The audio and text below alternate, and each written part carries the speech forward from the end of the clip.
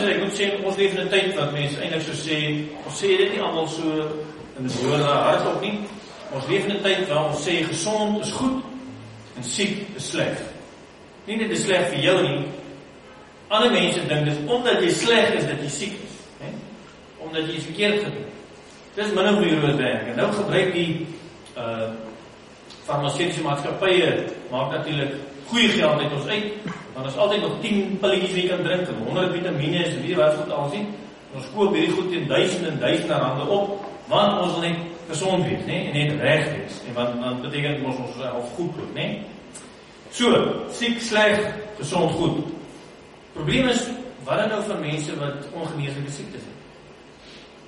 Ek bedoel, ek was uiteindelik in Madagaskar, daar was 'n ou met tiroïedkanker. Ek kan amper kyk na die man, sy hele nek is opgeswel so. Jy weet dit nie glo nie. En die man is toe nou later natuurlik dood, want hulle het ook nog nie baie dokters daar nie, en wel, wat kan dokter nou regtig daar doen? Ek kan miskien so 'n bietjie van die simptome verlig, maar ek kan nie alles regmaak nie. Anders is dit ons soms glo. En dan is dan nou net, as mens nou maar dink, daar is 'n tyd gelede kykie gebore wat sy organe nie reg gevorm is nie, are is nie reg gevorm nie, wat van miskrame, wat van vigswesies in Afrika, miljoene, letterlik miljoene van hulle, daar in die kamertjie sit, hulle ouers is klaar dood. Nou wat nou daarvan? Ek was hier so, in my studies, was ek in Stikland net die ander kant, is daar saal 26 en daar so het hulle die waterhofies. Nou, daai mense het amper geen funksies nie, hulle kan amper net eet, hulle kan ook nie regtig praat. En hulle, daar is een vrou daar wat ek 60 jaar oud was, sit sy daar op die grond, 60 jaar oud. Hoe sit dit? Dit is nie eenvoudig nie, ek roep baie vrae by jou. Hoe werk dit dan? Wat nou van genesing, wat nou van gesondheid, hoe werk dit? So nou druk ons maar al die mense ergens die gate, maar as nie sien nie, en dan sê hoe lekker ons is gesond.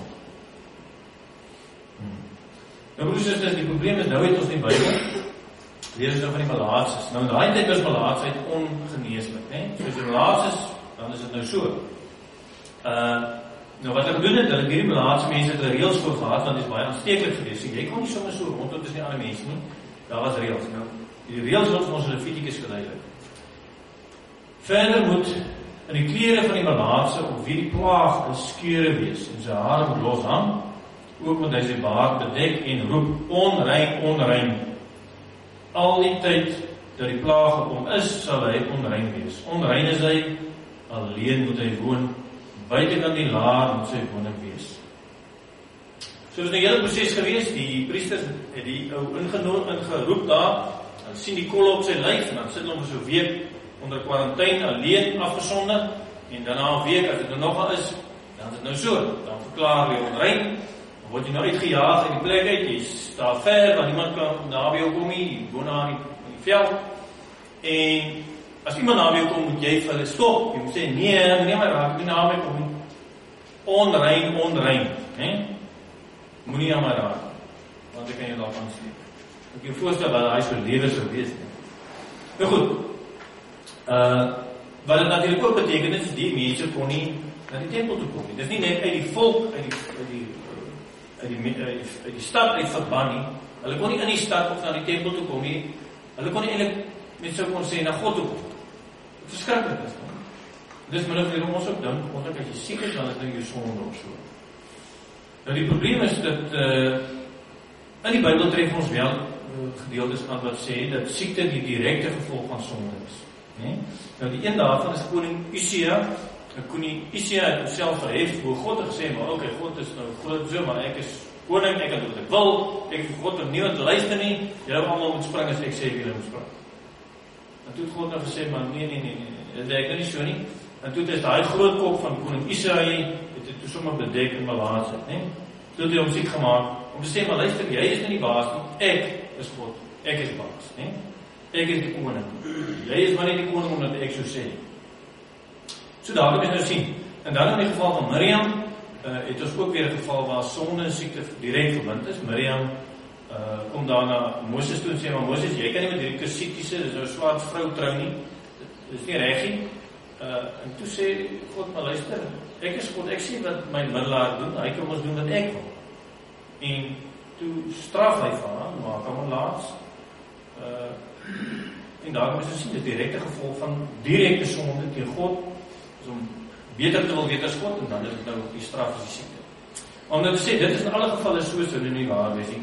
As jy nou bijvoorbeeld kyk, na die geval van Naaman, wat een Syriër was, in 2 Konings 5 word vertel hoe hy na Elisa toe gaan. Hy hoor dat Elisa bid en dan word mense genees en so.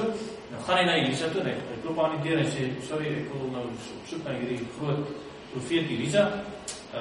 En dan stuur Elisa sommer boodskap. Hy gaan nie self uit nie. Hy sê, man, gaan was jy in die Jordaan soveel keer en daar, poef, dan is jy gezond. Naaman is 'n groot kokkedoor, hy is irriteerd. Hy sê, maar hoe? Jy sien nie eens my nie. Hy praat nonsens, ek gaan sommer terug aan my land. Maar toe hard hom agterop aan en sê, nee, maar luister, doen dit nou maar, want dis nou maar wat hy gesê, hoe moeilik kan dit nou wees, die bad het bietjie in die Jordaan. Hy bad in die Jordaan en as hy genees. Nou kan jy sê, goed, maar as geloof nou gelyk is aan genesing, soos ons nou dink, as jy goed glo, dan is jy so gesond. Was Naaman 'n goeie geloof? Ek kan dit nie sien nie. Hy het nie eens vir Elisa geglo dat hy hom gesê het met hom daar gaan bad. Hy is nie 'n Jood nie, hy glo nie in God nie. Hy wil maar net gesond raak. So ek kan nie regtig sê geloof is gelyk aan genesing nie, want Naaman is toe teen al sy beter wete, teen al sy protes in, is hy eintlik gesond gemaak. Nee? Net deur genade, hy het dit nie beteken. Dis omdat hy so heavy geglo dat hy gesond gemaak is. Dis omdat God so heavy genade is dat hy gesond gemaak is, nee? Nou goed, en dan sien ons nou hierdie gedeelte van die 10 melaatses. Hulle kom, Jesus loop aan die dorpie en hulle hardloop na hom toe sê, Here, wees ons genadig, nee? Ontferm nie oor ons. En wat dan nou gebeur is, Jesus sê, maar gaan na die priesters toe. Dis amper soos Elisa, gaan daar na die priesters toe. Hy het nie eens 'n lang stories gepraat, hy het nie van geraak, gebid of niks. En hy gaan daar na die priesters toe. En toe op pad, woep daar van nou genees, nee? Fantasties. Maar wat gebeur het? Ja, is natuurlijk net die een wat omdraai. En was die gelowige een wat omdraai? Was dit die Jood wat omdraai? Nee, dit was nie Jood nie. Dit was die nie Jood, die heiden, die ou wat glad nie eens glo in God. En toe teruggedraai en sê, dankie Here, hy val voor sy voete en hy sê, dankie Here vir my lewe. Nou het hy gedoen omdat hy so heavy goed geglo het. Nee, hy was eintlik maar net siek. Hy het geluister wat Jesus sê, maar hy nee, ek kom sê groot. Jesus sê dan wel, jou geloof het jou gered. Maar mens sou eintlik kom sê, sy dankbaarheid het hom gered. Want hy is die enigste een wat kom sê het, maar kom erken het, maar jy is God, want jy het my gesond gemaak. En dankbaar gewees daarvoor. So, nou sit ons steeds met die vraag, hoe werk geloof en genesing? Wat nou die saak bietjie kompliseer is, Matteus 8, het ons ook 'n melaatse, en hy kom na Jesus toe en sê, Jesus, maak my asseblief gesond, of maak my rein, en hy sê, Jesus, as jy wil, kan jy my genees. En Jesus sê toe, maar ek wil. En toe is hy genees. En die probleem is hierin, en wat nou van die mense wat nie genees word? En ek dink elkeen van ons het familie, en oumas, oupas, vriende, en voeters, wat siek is, wat nie genees word. Nou wat sê dit nou vir hulle? Sê nou vir hulle, ons almal bid, ons sê, Here, asseblief, ons glo en sê, Here, help ons maar. Dan voel ons maar, hy wil nie eintlik. Nee? Want die man het nog gevra, as jy wil, kan jy doen, en dan sê hy wil maar, wat dan nou van my, wat nou siek bly. Nee? Daarom is het belangrik, dat ons 'n bietjie dieper moet grawe in die Bybel, om mooier te verstaan. Om het te illustreer, moet ons eintlik kyk na die verhaal van 'n sekere priester in Hawaii. Sy naam was Vader Damien. Hy kom uit België en hy kom toe daar na Hawaii en sy 'n priester naam en hy sien toe hier's 'n kolonie van melaatses wat weggejaag word, waar is die Bybelse tyd en hulle word afgegooi daar op 'n eiland en vergeet van hulle, né? Want hulle gaan almal aansteek, die enige wat met 'n kol of wat het, hulle ry hulle met bote uit, dan gooi hulle sommer hier in die see en dan sommer deurswem en dan wat hulle te bang hulle steek aan, né? En so is die kolonie van die mense nou daar. En hy sê toe maar goed, hy gaan na hulle toe gaan. Broers is nou wat in die storie van Molokai sien ons nou vir Vader Damien wat dan nou gaan na die melaatse kolonie toe. Maar wat jy nou daar gesien het, die biskop of groot kommandoor sê nou, moenie dan iemand raak nie, né? Het julle gesien nou daar kom so altaar boetjie, nie 'n klein seentjie kom daar en hy steek hy sy hand op hom uit. En die seentjie wil dit nie eens doen nie, maar hy het dit toe gedoen. En dan sien jy hoe hy later die mense dit vasdruk teen hom en in hulle hande vat, of hulle uit die see uitdra. Broers en susters, daar is nou vir ons 'n ander waarheid in die Bybel. Ons sê gewoonlik, dink ons, maar dit gaan net ons moet bid en dan word mense gesond. Dis nou geloof. Maar ek self dink, wat het Jesus gedoen? Het Jesus gekom en kom gesond wees hierso? Hy het mense gesond gemaak. Maar mense eintlik kon sê, as jy lees in Jesaja 53, hy was van ag en deur die mense verstoot. 'n man wat lyding, wat pyn geken het. Iemand vir wie die mense die gesig wegdraai. Hy was van ag. Ons het hom nie gereken nie. Tog het hy ons lyding op hom geneem, ons siektes het hy gedra. Mense kon sê, Jesus was soos Vader Damien, hy het gekom van die gesonde hemel af, en het afgekom na die siekte toe, en die siekte het hy aangetrek na hom. Vader Damien het gesê, I made myself a leper with the lepers to gain all to Jesus Christ. Dus het is soms beteken geloof. En ek moet sê, in Jesus lewe beteken geloof, om siek te word. Nie om heel gezond te wil wees. Want Jesus is nie gekom om gezond te wees, Jesus is gekom om ons siektes op hom te dra. So ons kan nie net 'n rympie maak en sê, as jy siek is jy sondig, dit werk nie so. Hierdie Vader Damien, hy was siek.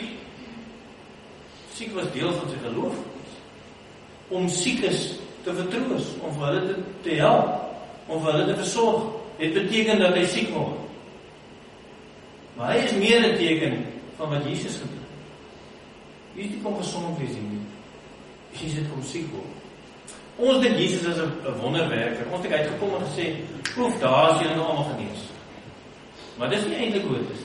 As Jesus vir daai malaatses genees, daar's hulle op pad en hulle word genees, het Jesus eintlik hulle malaatsheid op hom gevat. Hy het malaats geword sodat hulle vry kan rondloop. Dis wat die kruis van Jesus is. Hy het ons siektes op hom geneem en sy wonde is vir ons genees.